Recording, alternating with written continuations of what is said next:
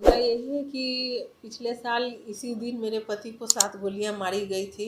उस वक्त से हम लोग अपने लिए न्याय मांगते आए हैं, लेकिन अभी तक आज 1 साल पूरा होने जा रहा है, लेकिन हमें कोई भी न्याय नहीं मिला है।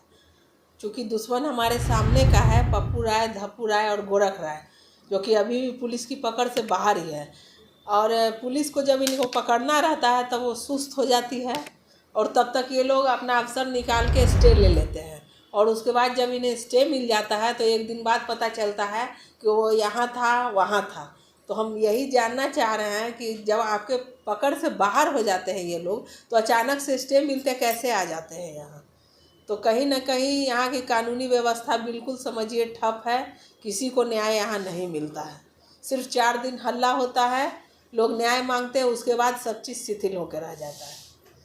इतनी बड़ी घटना के बाद भी मेरा बस इतना ही है कि मेरे पति जो थे वो यहाँ के बहुत ही लोकप्रिय मुखिया थे, और इन्होंने कभी भी मुखिया की तरह बिहेवियर किसी के साथ नहीं किया।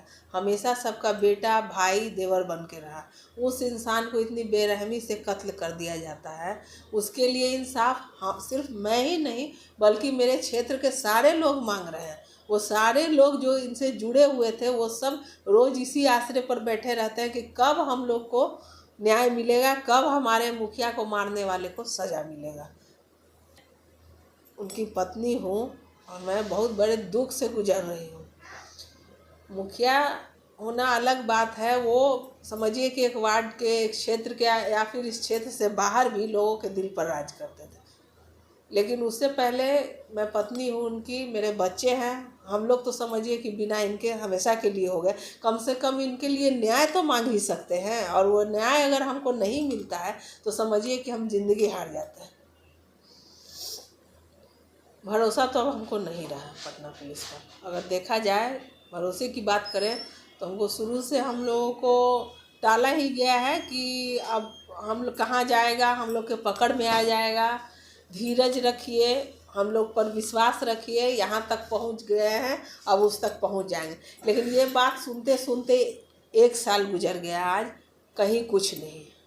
तो एक तरीक़ा से देखा जाए तो अपराधियों का मनोबल भी बढ़ रहा है, पूरे तरीके से मनोबल भी बढ़ रहा है। अपराध का क्या, उन लोगों की तो मानसिकता ही हो जाएगी कि हम हर चीज़ से बच रहे हैं तो अपराध कर भी देंगे तो क्या है, कुछ नहीं, फिर छूट जाएंगे। ऐसा है इन लोगों के डर के साए में जी रहे हैं आप लोग? नहीं, डर तो नहीं लगता है हमको। अगर डर जाएंगे तो हम फिर अपना कैसे संभालेंगे। मेरे पति जो इतना मेहनत से एक वार्ड बनाए, इतने बोलता है ना लोग पैसा कमाता है, इन्होंने लोगों को कमाया है। उस चीज़ को बिल्कुल नहीं छोड़ना चाहती हूँ मैं। वो जिस रास्ते पर मुझे खड़ा करके गए हैं, ये विरासत है मेरी, और अपनी विरासत में बिल्कुल नहीं छोड़ूंगी। डर नहीं लगता है, सब अपने परिवार के लिए डरता है। आज अगर मुखिया जी नहीं है हमारे बीच तो हम कहीं ना कहीं अपने आप को महसूस करते हैं कि हम अकेले